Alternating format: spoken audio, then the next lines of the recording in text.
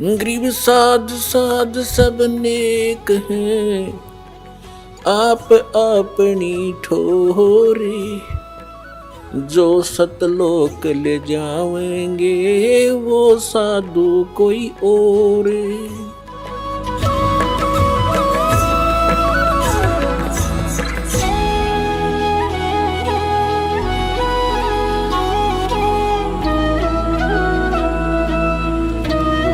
ಶ್ರೀಮದ್ ಭಗವದ್ಗೀತೆ 4 ವೇದಗಳ ಸಾರಾಂಶವಾಗಿದೆ. ಅದರಲ್ಲಿ ಕೋಡ್ ವರ್ಡ್ ಅಧಿಕವಾಗಿವೆ. ಅದನ್ನೇ ಗೀತೆಯಲ್ಲಿ ಹೇಳಿದ್ದಾನೆ ಈ ಬ್ರಹ್ಮನು ಶ್ರೀಕೃಷ್ಣನಲ್ಲಿ ಪ್ರವೇಶಿಸಿ, ಮತ್ತು ಅದನ್ನೇ ವೇದಗಳಲ್ಲಿ ಬರೆಯಲಾಗಿದೆ. ಈಗ ಅದರಲ್ಲಿ ಬರೆದಿದೆ ಏನೆಂದರೆ, ನನ್ನ ಸಾಧನೆ ಮಾಡುವುದಾದರೆ ಹೇಗೆ ಗೀತೆ ಅಧ್ಯಾಯ ಸಂಖ್ಯೆ 8 ಶ್ಲೋಕ ಸಂಖ್ಯೆ 13ರಲ್ಲಿ ಹೇಳಿದೆ ಏನೆಂದರೆ, ಓಂ ಇತಿ ಏಕಾಕ್ಷರಂ ಬ್ರಹ್ಮ ವ್ಯಾಹರನ್ ಮಾಂ ಅನುಸ್ಮರಣ್ ಯಹ ಪ್ರಯಾತಿ ತಜನ್ ದೇಹಂ ಸ ಯಾತಿ ಪರಮಾಂ ಗತಿಂ. ಮಾಂ ಬ್ರಹ್ಮನಾದ ನನ್ನ ಒಂದು ಓಂ ಅಕ್ಷರವಿದೆ, ನಥಿಂಗ್ ಎಲ್ಸ್. ಮತ್ತು ಯಾರು ಇದನ್ನು ಅಂತಿಮ ಶ್ವಾಸ ತನಕ ಶರೀರ ಬಿಡುವ ಸಮಯ ಸ್ಮರಣೆ ಮಾಡುತ್ತಾ ಹೋಗುತ್ತಾನೆ, ಅಂದರೆ ಕೊನೆಯುಸಿರಿನ ತನಕ ಅಭ್ಯಾಸ ಮಾಡುತ್ತಾ ಇದರ ಸ್ಮರಣೆ ಮಾಡುತ್ತಾನೆ, ಸ ಯಾತಿ ಪರಮಾಂ ಗತಿಂ, ಅವನು ನನ್ನದಾದ ಓಂನಿಂದ ಸಿಗುವಂತಹ ಶಾಂತಿಯನ್ನು ಪ್ರಾಪ್ತಿಸುತ್ತಾನೆ, ಆ ಗತಿಯನ್ನು ಪ್ರಾಪ್ತಿಸುತ್ತಾನೆ. ಮತ್ತು ಶ್ರೀಮದ್ ಭಗವದ್ಗೀತೆ ಅಧ್ಯಾಯ ಸಂಖ್ಯೆ 17 ಶ್ಲೋಕ ಸಂಖ್ಯೆ 23ರಲ್ಲಿ ಹೇಳಿದೇನೆಂದರೆ, ಸಚ್ಚಿದಾನಂದ ಘನ ಬ್ರಹ್ಮ. ಯಾವುದನ್ನು ಶ್ರೀಮದ್ ಭಗವದ್ಗೀತೆ ಅಧ್ಯಾಯ ಸಂಖ್ಯೆ 8 ಶ್ಲೋಕ ಸಂಖ್ಯೆ 1ರಲ್ಲಿ ಅರ್ಜುನ ಕೇಳಿದ, ಕಿಂ ತತ್ ಬ್ರಹ್ಮ.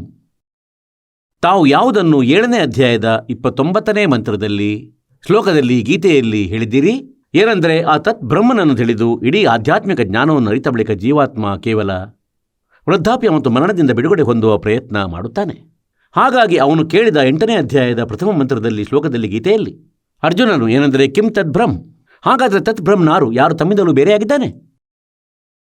ಅವನ ವಿಷಯದಲ್ಲಿ ಗೀತಾಜ್ಞಾನದಾತನು ಹೇಳಿದಂತೆ 3ನೇ ಶ್ಲೋಕದಲ್ಲಿ 8ನೇ ಅಧ್ಯಾಯದಲ್ಲಿ, ಅಂದರೆ ಅವನು ಪರಮಕ್ಷರ ಬ್ರಹ್ಮನು.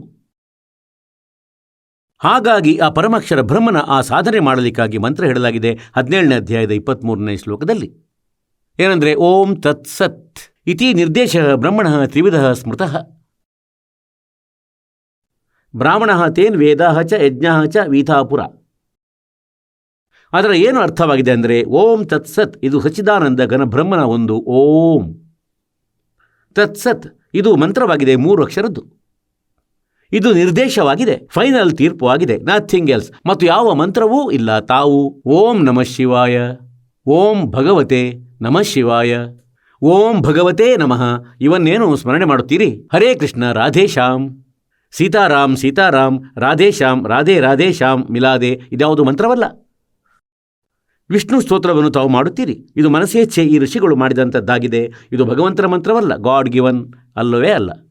ಗಾಡ್ ಗಿವನ್ ಈ ಮಂತ್ರವಾಗಿದೆ ಓಂ, ಇದು ಬ್ರಹ್ಮನದು. ಮತ್ತು ತತ್ಸತ್ ಇದು ಗುಪ್ತವಾಗಿದೆ, ಇದನ್ನು ದಾಸನು ಹೇಳಬಲ್ಲ. ಪರಮಾತ್ಮ ಪೂರ್ಣ ಬ್ರಹ್ಮನೇ ಈ 2 ಮಂತ್ರಗಳನ್ನು ಇಲ್ಲಿ ತಂದುಕೊಟ್ಟರು. ಮತ್ತು ಇದನ್ನು ತನ್ನ ವಿಶೇಷ ಭಕ್ತನಿಗೆ, ದೃಢ ಭಕ್ತನಿಗೆಯೇ ಪರಮಾತ್ಮ ಪ್ರದಾನ ಮಾಡುತ್ತಾರೆ, ಅವನಿಗೆ ಕ್ಲಿಯರ್ ಮಾಡುತ್ತಾರೆ, ಮತ್ತು ಅವನಿಗೆ ಮುಂದೆ ದಾನ ಮಾಡುವ ಆದೇಶವನ್ನು ಅವರೇ ನೀಡುತ್ತಾರೆ. ಮತ್ತು ಅಂತೆಯೇ ಅವನ ಆದೇಶವಿಲ್ಲದೆ ಒಂದೊಮ್ಮೆ ಯಾರಾದರೂ ಅವರ ಮಂತ್ರವನ್ನು, ಈಗ ವರ್ತಮಾನದಲ್ಲಿ ಇದು ಏಕೆಂದರೆ ಈಗ ಕ್ಲಿಯರ್ ಮಾಡಿದ್ದಾರೆ, ಇದನ್ನು ಯಾರಾದರೂ ಸ್ವತಃ ಗುರುವಾಗಿ ನೀಡಲು ತೊಡಗಿದರೆ ಅವನು ಶತ್ರು ಆಗುವನು ಮಾನವ ಸಮಾಜದ್ದು. ಏಕೆಂದರೆ ಅವನು ಅಧಿಕಾರಿಯಲ್ಲ. ಒಬ್ಬ ಅನಧಿಕಾರಿಯಿಂದ ತಾವು ಲೈಸೆನ್ಸ್ ಮಾಡಿಸಿಕೊಳ್ಳಿ, ಡ್ರೈವಿಂಗ್, ಅದನ್ನು ನಡೆಸಿ ತೋರಿಸಿ ಗಾಡಿ, ಮತ್ತೆ ನೋಡಿರಂತೆ ಏನಾಗುವುದು? ಮತ್ತು ಈ ಮಾಲೀಕನ ಪ್ರಾಪ್ತಿಸುವಿಕೆ ಒಬ್ಬ ಮನುಷ್ಯ ಜೀವನದ ಸಫಲತೆ. ಮತ್ತು ಈ ಶತ್ರುಗಳು ಮಧ್ಯದಲ್ಲಿ ಪ್ರಭುತ್ವದ ಹಸಿವಿನವರು, ಮಹಾರಾಜ ಎಂದು ಕರೆಯಿಸಲ್ಪಡುವ ದುರಾಸೆ ಮತ್ತು ಹಣವನ್ನು ಒಟ್ಟುಗೂಡಿಸುವ ದುರಾಸೆಯಲ್ಲಿ ಈ ದುಷ್ಟಾತ್ಮರು ಗುರುವಾಗಿ ಕುಳಿತುಕೊಳ್ಳುತ್ತಾರೆ.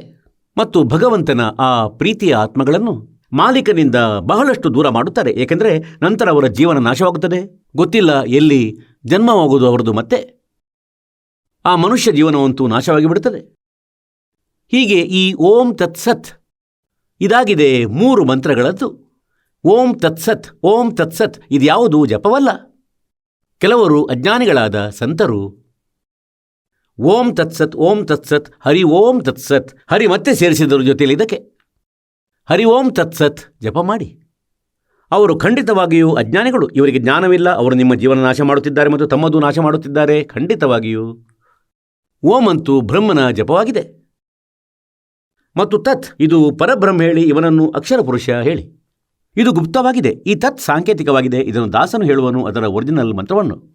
ಮತ್ತು ಸತ್ ಕೂಡ ಸಾಂಕೇತಿಕವಾಗಿದೆ, ಏಕೆಂದರೆ ಗೀತಜ್ಞಾನದಾತ ಈ ಮಂತ್ರಗಳಿಂದ ಅಪರಿಚಿತನು.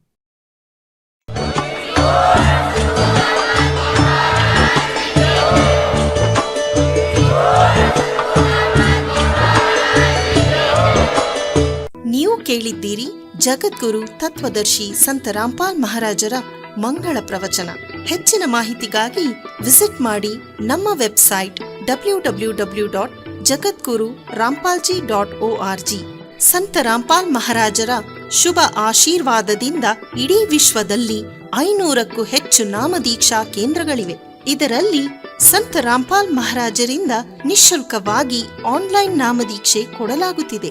ತಮ್ಮ ಹತ್ತಿರದ ನಾಮದೀಕ್ಷಾ ಕೇಂದ್ರದ ಮಾಹಿತಿಗಾಗಿ ಸಂಪರ್ಕಿಸಿ 888 444 7302.